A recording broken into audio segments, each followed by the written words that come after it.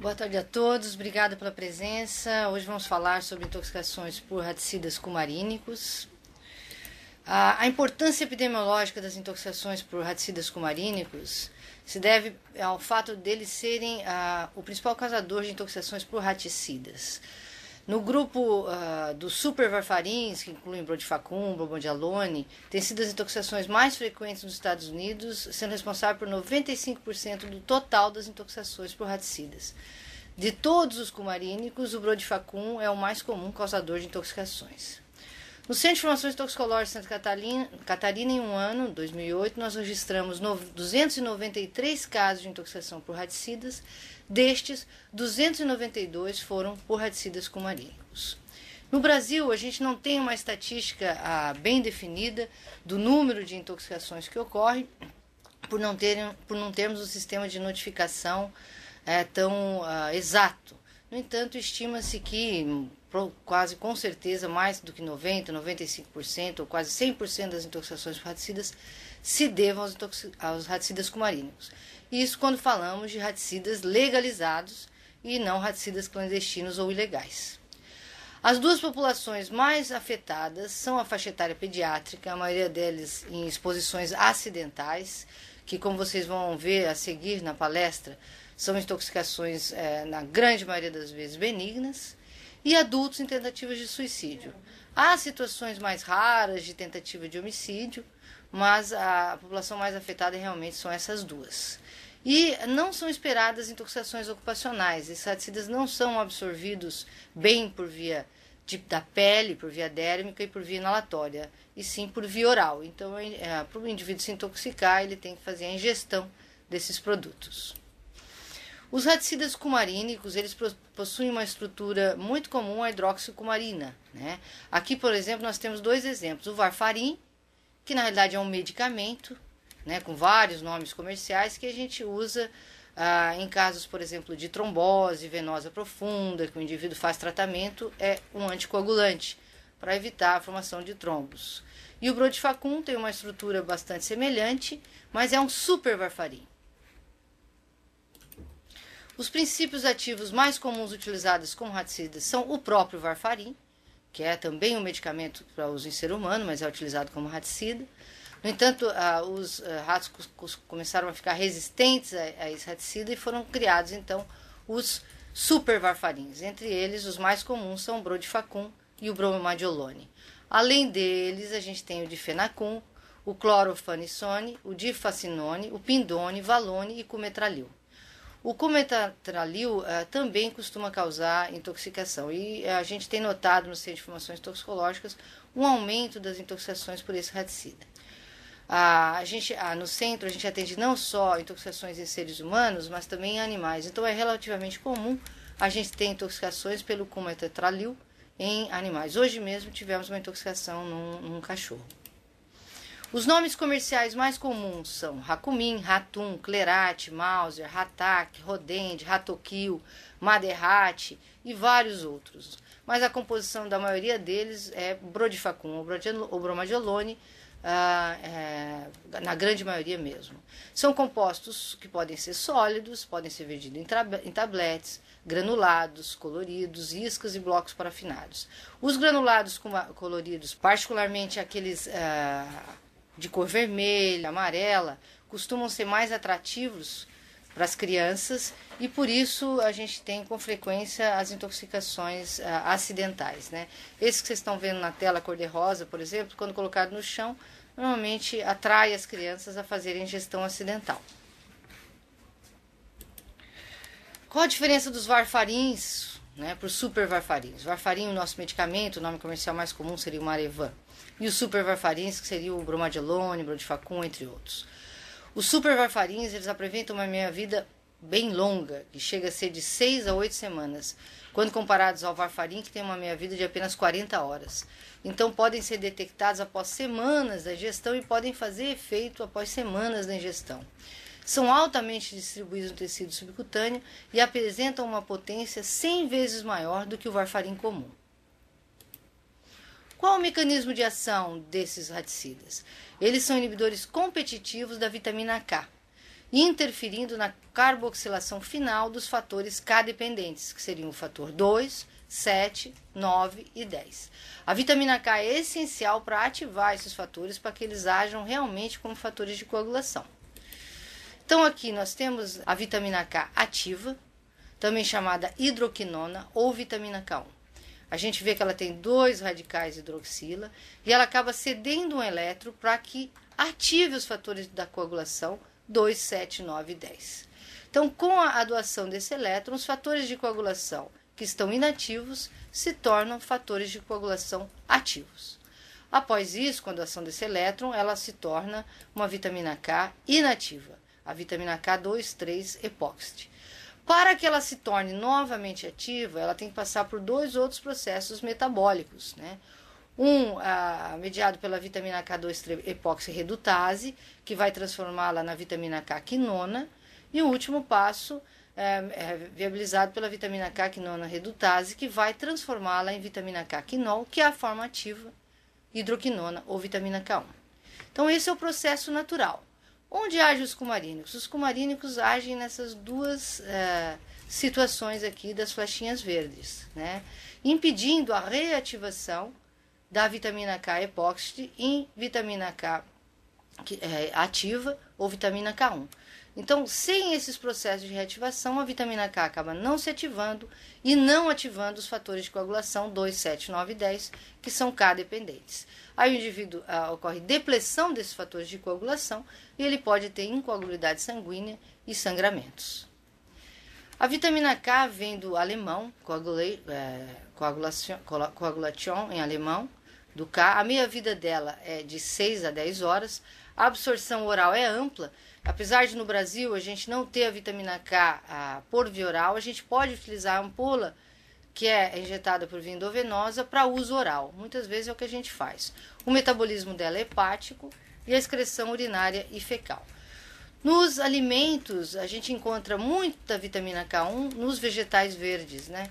Por isso, indivíduos que estão tomando, por exemplo, varfarin, porque tem uma trombose, devem ser orientados a controlar ou fazer uma ingesta sempre regular dos vegetais verdes, porque se tiver muita flutuação nessa ingestão, a gente pode alterar a ação do anticoagulante. E a vitamina K2 é produzida por bactérias no trato gastrointestinal. Bom, a toxicidade oral aguda dos compostos cumarínicos em seres humanos não está bem estabelecida. A gente tem a toxicidade estabelecida em animais. Por exemplo, o varfarin tem uma dose letal 50 em ratos de 325 mg por quilo. Já o brodifacoum, que é um super varfarin, tem uma potência 100 vezes maior, ou seja, a dose letal é muito mais baixa, é 0,3 mg por quilo.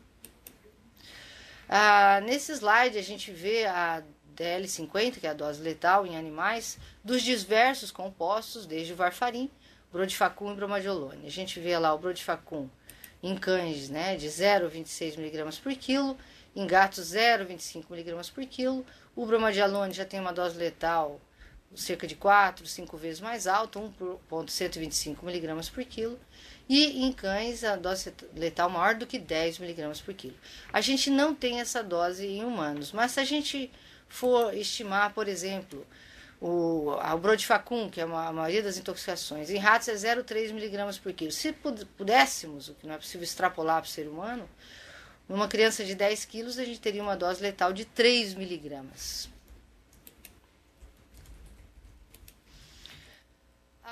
Monitorização do TAP que a gente faz nos pacientes intoxicados, feita por 48 horas, ela é baseada principalmente na meia-vida dos fatores de coagulação K-dependentes. É muito difícil que o indivíduo, é quase impossível que o indivíduo agudamente intoxicado, mesmo que ele tenha ingerido uma grande quantidade de raticidas cumarínicos, vários pacotes, que ele tenha alteração do tempo de atividade protrombina, ou mesmo manifestações clínicas como sangramento nas primeiras 24 horas após a ingestão. Por quê?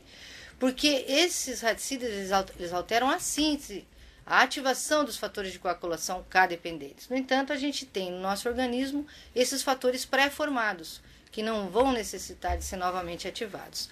Então, a meia-vida deles no corpo varia. O fator 2, por exemplo, de até 60 horas, o fator 7 de 5 a 6 horas, o 9, 20 a 24 horas, e o 10, 24 a 48 horas. Então, por isso a gente, quando tem uma suspeita de intoxicação por radicida cumarínico, principalmente em pacientes tentativos de suicídio, a gente monitoriza o TAP, né, na admissão em 48 horas. Se o TAP não estiver alterado em 48 horas, a gente sabe que provavelmente não vai mais haver alteração. Aqui a gente tem o princípio ativo em alguns produtos comerciais.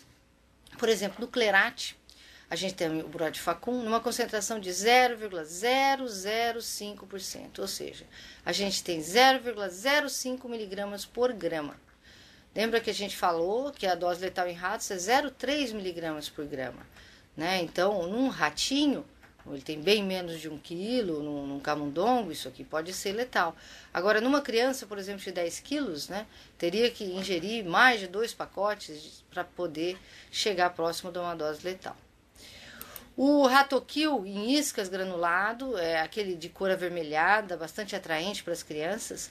Os envelopes de 25 gramas contêm ao total 1,25 miligramas de Brodifacum, que, como eu falei, para o ser humano, mesmo a ingestão de um pacote inteiro não causa uma intoxicação digna de nota, a menos que for uma criança muito pequena. Temos o bloco parafinado de cor azul escura, que tem 20 gramas, que tem ao total 1 miligrama de Brodifacum, ou ainda o mini bloco de 5 gramas, que tem menos ainda, 0,25 miligramas de Brodifacum. Outro exemplo é o Ratac, que são aquelas isquinhas de cor verde, que também chama atenção nas crianças, tem uma concentração ainda menor de Brodifacum, 0,001%, o que equivale a 0,01 miligramas por grama. Então, os envelopes de 75 gramas contêm apenas 0,75 miligramas de Brodifacum. Quando eu tenho realmente uma intoxicação por esses produtos, e aí eu preciso de uma ingestão de grande quantidade.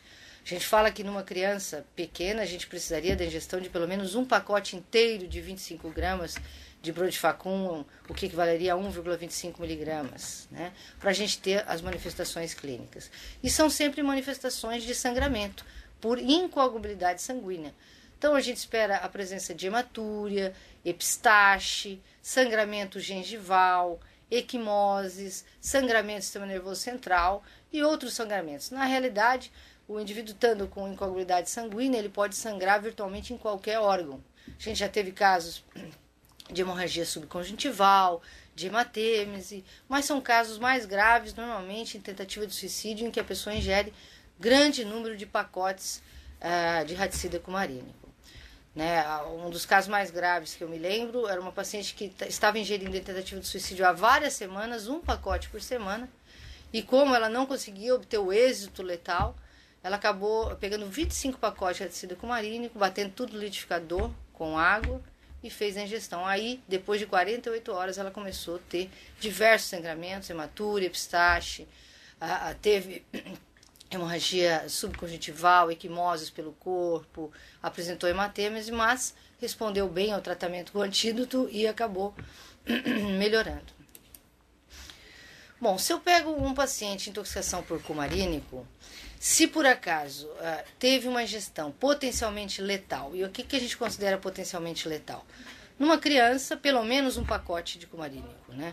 Num adulto, normalmente são necessários vários pacotes para que ele tenha uma intoxicação digna de nota. Alguns autores indicam a lavagem gástrica até 1 hora após a ingestão, se a quantidade supostamente ingerida é potencialmente letal.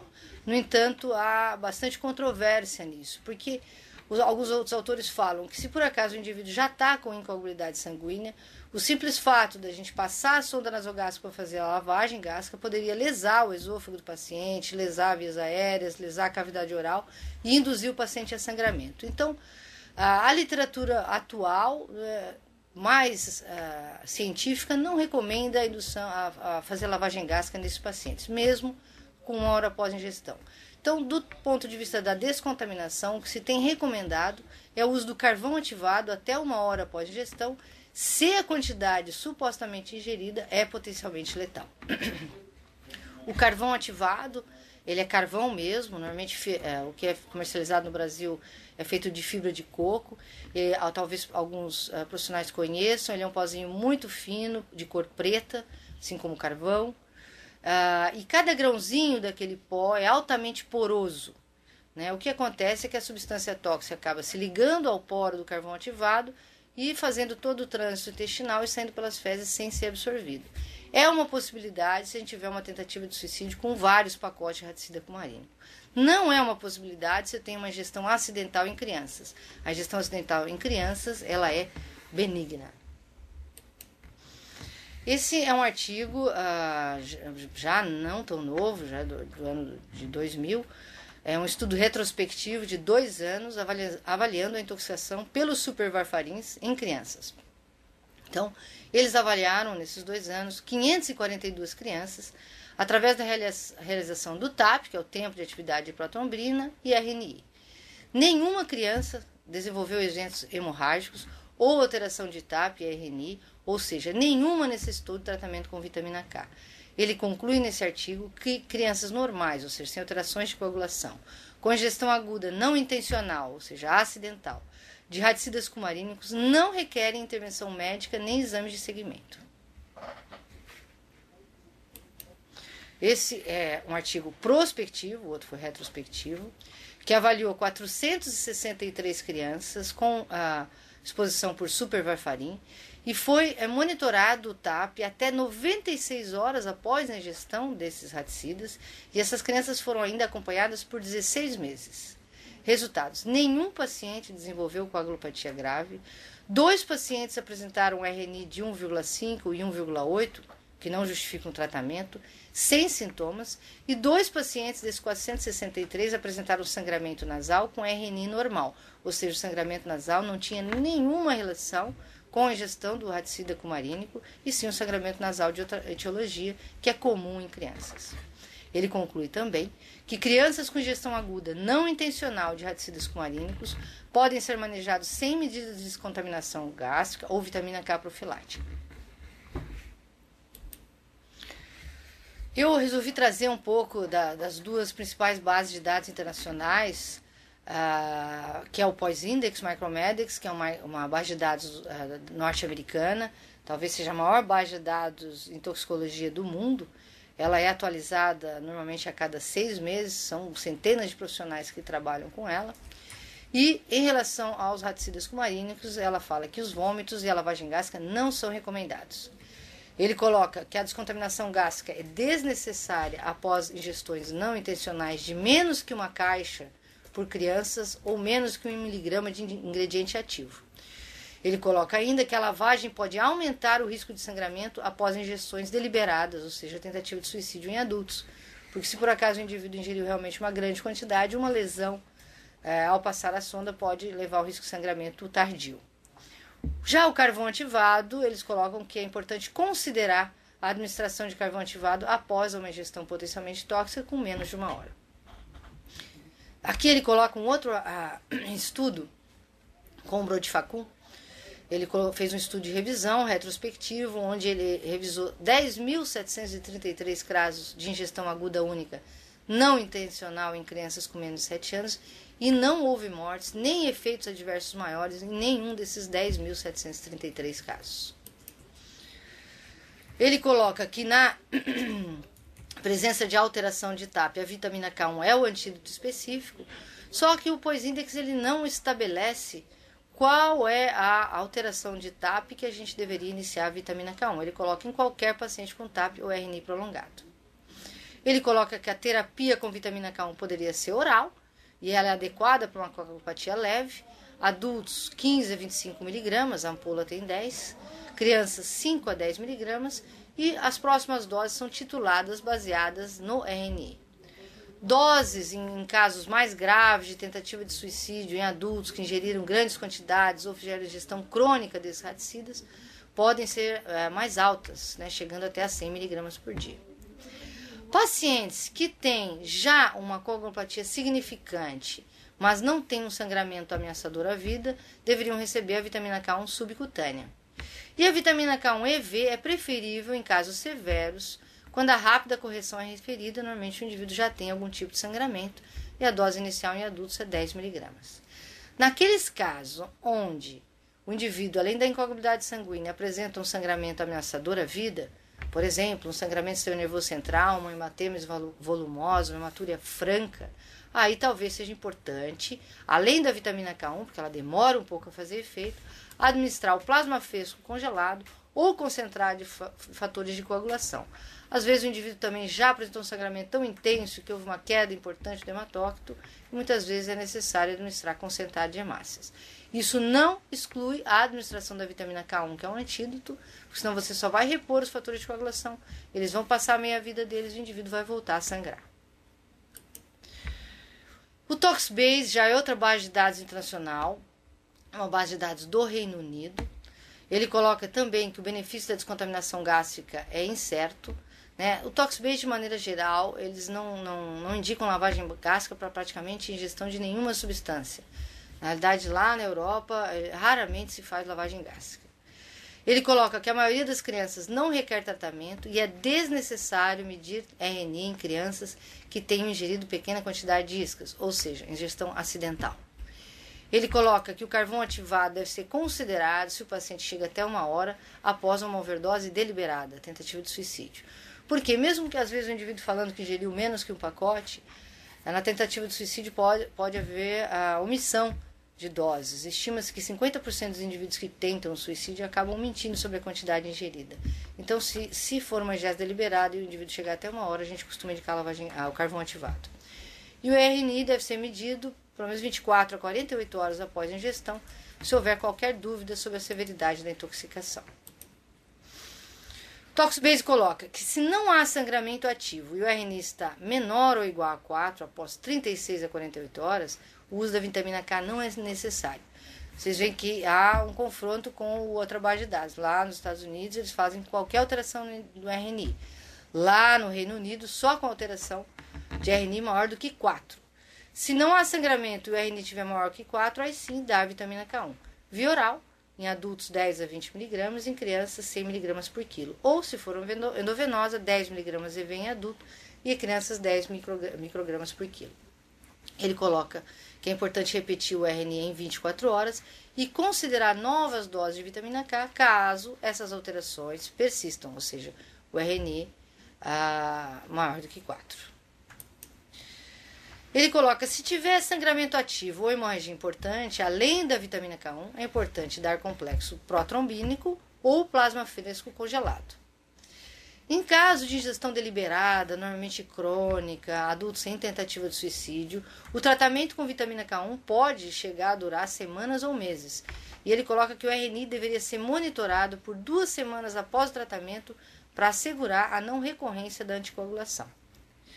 Lembrando que o complexo protrombínico consiste em concentrado de ativadores e precursores do fatores de vitamina K dependentes, 2, 7, 9 e 10, e ele permite uma infusão menor de volume do que o plasma fresco congelado. Para vocês terem uma noção, 10 ml do complexo protrombínico equivale a 600 ml do plasma fresco congelado. Bom, frente a essa divergência na literatura internacional, nós tivemos que elaborar um protocolo para decidir o que a gente seguiria. Se era uma base de dados do Reino Unido que estabelecia que o RNI deveria ser maior que 4 para iniciar a vitamina K, ou qualquer alteração como nos Estados Unidos. Nós então discutimos com equipes de toxicologistas e hematologistas e elaboramos um fluxograma para o diagnóstico e tratamento da suspeita de ingestão de raticida cumarínica. Caso a ingestão seja acidental, aqui na flechinha verde, que são casos geralmente envolvendo crianças ou adultos acidentalmente, confirmada que a ingestão foi acidental em adultos, em pequena quantidade e assintomáticos, o que a gente faz? Se por acaso a mãe ligar de casa, a gente fala que não é necessário nem encaminhar o paciente ao serviço de saúde, se a ingestão for de menos de um pacote.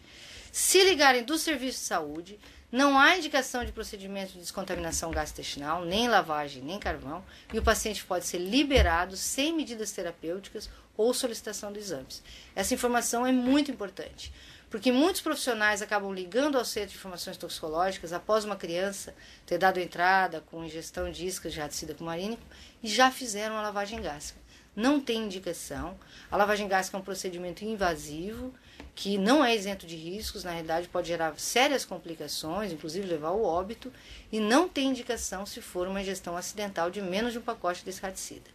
O mais importante nessa situação seria orientar os pais em relação ao armazenamento adequado e cuidados com os produtos, porque felizmente foi uma ingestão de raticida cumarina que poderia ser uma coisa mais grave.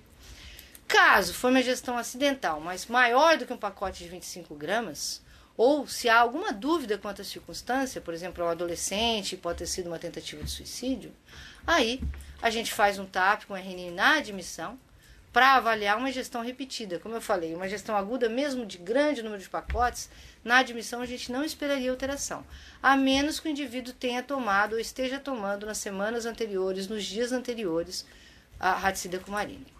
Então eu faço na admissão. Se o RNI tiver igual ou inferior a 2, a gente botou o ponto de corte de 2, que fica mediano, a gente repete o TAP RNI em 48 horas. Se ele persistir inferior a 2, esse paciente pode ser liberado após a avaliação psicológica psiquiátrica, se a gente suspeitar de tentativa de suicídio. Caso for uma ingestão sabidamente intencional, né, normalmente ela pode ser até de pequena quantidade numa fala, mas, como eu falei, 50% dos indivíduos podem estar mentindo sobre a quantidade ingerida. Então, sempre que a ingestão for intencional, se for uma grande quantidade a menos de 1 hora, pode-se orientar uma dose de carvão ativado por via oral. A gente não orienta mais lavagem gástrica. E faz um TAP RNI na admissão. Se o RNI estiver inferior a 2, a gente segue o mesmo protocolo da linha anterior. Repete o TAP RNI em 48 horas. Se ele persiste inferior a 2, a gente libera. Se por acaso, repetido em 48 horas, ele tiver maior que 2, aí eu inicio a vitamina K1 por via oral, normalmente uma ampola de 12 em 12 horas, até o RNI igual ou inferior a 2. Se eu já tenho um RNI maior que 2, já na admissão, eu inicio a vitamina K de 12 em 12 horas, até o RNI igual ou inferior a 2, e mantenho o controle de TAP e RNI de 12 em 12 horas, por pelo menos 48 horas. Quando o RNI chegar igual ou inferior a 2, a gente para a vitamina K e repete o TAP com RNI após 48 horas. E isso a gente está pensando no indivíduo sem sangramento ativo. Se o indivíduo tiver RNI maior que 2 e tiver sangramento ativo, muitas vezes, dependendo do grau de sangramento, se for um sangramento intenso, uma hematemesis volumosa, um AVC hemorrágico, além da vitamina K, eu vou ter que fazer também complexo protrombínico ou plasma fresco congelado. Lembrando que, se a ingestão for intencional, o paciente tem que passar por uma avaliação psicológica psiquiátrica antes da alta hospitalar. Uma coisa importante é que naqueles indivíduos que tentam o suicídio, uma ingestão intencional, que chegam na admissão e tem o TAP, o RNI inferior a 2, se ele tiver sem ideação suicida no momento, tiver uma boa rede social de amparo, pais, familiares, ele pode ser orientado a ser liberado do hospital e orientado a retornar em 48 horas para repetir o TAP e RNI. Não necessariamente o paciente vai precisar ficar hospitalizado. No entanto, se ele tiver uma ideação suicida mantida ou não tiver uma rede social de amparo que garanta que ele retorne, é importante que ele fique hospitalizado. Bom, se tivermos sangramento ativo, a vitamina K, como eu falei, ela demora um pouco para fazer efeito. O efeito pode levar 12 a 24 horas. Nesse período, a hemorragia pode aumentar. Por isso, ao tratamento com vitamina K em sangramentos graves, devem ser acrescentados o plasma fresco congelado, que contém os fatores de coagulação, ou o complexo protrombínico. O plasma fresco congelado contém todos os fatores de coagulação, não só o 2, 7, 9 e 10. E é necessário um volume aumentado para reverter a anticoagulação, aproximadamente 8 unidades. Lembrando que cada unidade contém 200 a 250 ml de plasma fresco congelado. Então eu poderia, por exemplo, necessitar de 1.600 unidades para repor esses fatores, né? Isso é um problema, particularmente naqueles pacientes cardiopatas, que eu posso desencadear um edema agudo de pulmão, ou até uma congestão pulmonar, e é possível, plasma fresco congelado, que eu tenha reações alérgicas. Já o complexo protrombínico consiste em concentrados de ativadores e precursores dos fatores de coagulação K dependentes, e não de todos eles. Então, do 2, 7, 9 e 10.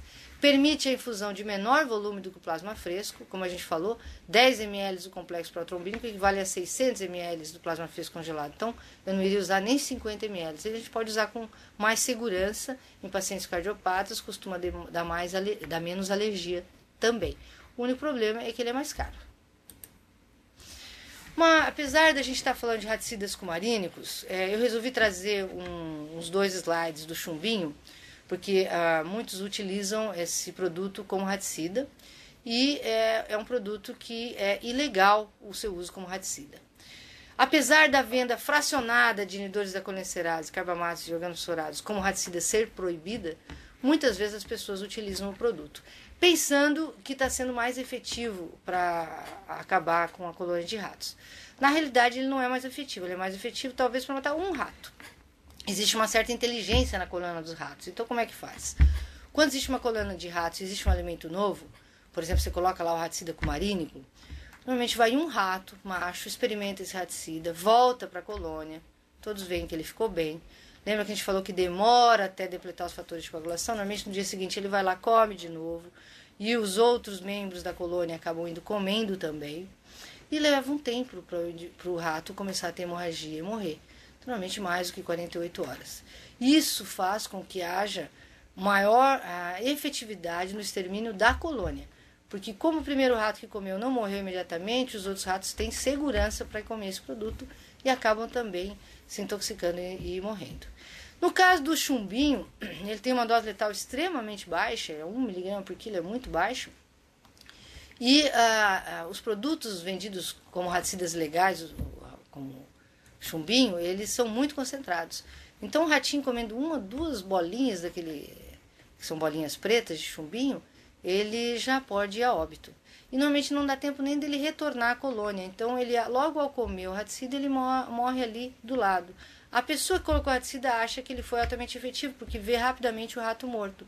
No entanto, o fato dele não retornar para a colônia faz com que os outros animais não comam esse raticida. Então, pensando do ponto de vista de extermínio de colônia de ratos, o chumbinho é menos efetivo do que o raticida cumarínico. O raticida cumarínico já foi feito dessa maneira tecnológica para exterminar a colônia de ratos. E essas intoxicações por chumbinho, elas são relativamente comuns. A gente vê contatos com centros semanais, às vezes diários, intoxicações acidentais em crianças, e aí pequena quantidade já pode levar a óbito, por tentativa de suicídio e também por tentativa de homicídio. Tá? O quadro clínico esperado difere completamente dos raticidas cumarínicos, é um quadro de síndrome colinérgica, que a gente falou detalhadamente na aula de inseticidas.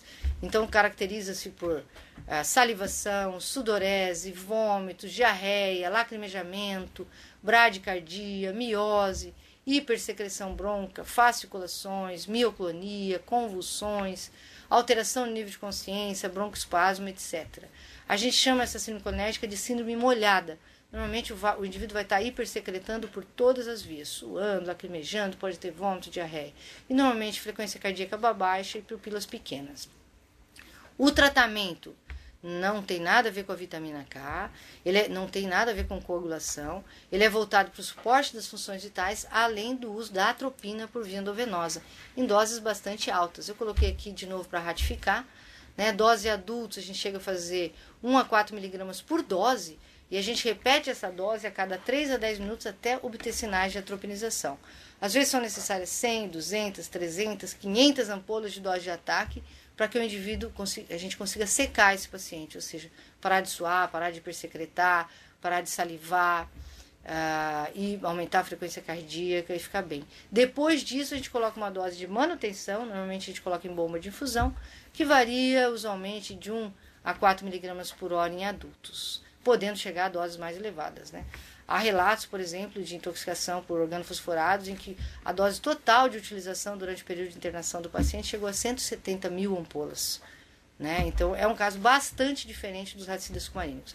Lembrando novamente que esses raticidas são ilegais e não são tão efetivos na exterminação da colônia de roedores quanto os raticidas cumarínicos. Eles podem ser efetivos na exterminação de um roedor, né? A gente teve casos, por exemplo, de gente que colocou o chumbinho dentro de linguiça ou dentro de outros alimentos para matar gato ou cachorro do vizinho, e quem acabou comendo foi seu próprio filho, que teve uma intoxicação grave e quase foi a óbito. Então, o que eu quero é desestimular o uso clandestino desse chumbinho como raticida. Concluindo, então, nas intoxicações acidentais por raticidas cumarínicos, em que a ingestão é de menos de um pacote, não são indicadas medidas terapêuticas ou de monitorização. Nem lavagem, nem carvão, nem exames de TAP, nem uso de antídoto. Como eu falei, se a mãe ligar de casa, a gente pede para ficar em casa, não precisa nem vir ao hospital, caso tivermos certeza que se trata de um raticida cumarínico. Né? Nas intoxicações por tentativa de suicídio, ou suspeita de tentativa de homicídio, ou que seja uma intoxicação acidental, que a criança tenha ingerido mais do que um pacote, o que é muito improvável, porque raramente a mãe espalha, ou o pai, mais do que um pacote, é importante monitorarmos o TAP. A gente monitora na admissão e em 48 horas. Mesmo que o indivíduo fale que tenha ingerido uma pequena quantidade, se for um suicida, porque estima-se que 50% dos pacientes em tentativa de suicídio podem mentir sobre a quantidade ingerida. Novamente lembrando que não são esperadas intoxicações por via cutânea ou inalatória, ou seja, ocupacionais. É importante estar atento à possibilidade da ingestão do chumbinho, né? Então, quando fala raticida, a gente tem que ter certeza que é cumarínico e não um chumbinho. Lembrando que o uso é ilegal, clandestino, quem utiliza e compra esse produto pratica um crime, né? E é importante encaminhar para avaliação psicológica e ou psiquiátrica todos os pacientes que tentaram suicídio. Muito obrigada pela participação de todos, e também gostaria de colocar o Centro de Informações Toxicológicas à disposição. Vocês lembram que a gente atende 24 horas por dia, 365 dias por ano, através do telefone 0800 643 5252, para dúvidas sobre qualquer tipo de intoxicação e ou envenenamento, suspeita de acidentes por animais peçonhentos. Desejo um bom final de semana a todos e até a próxima aula.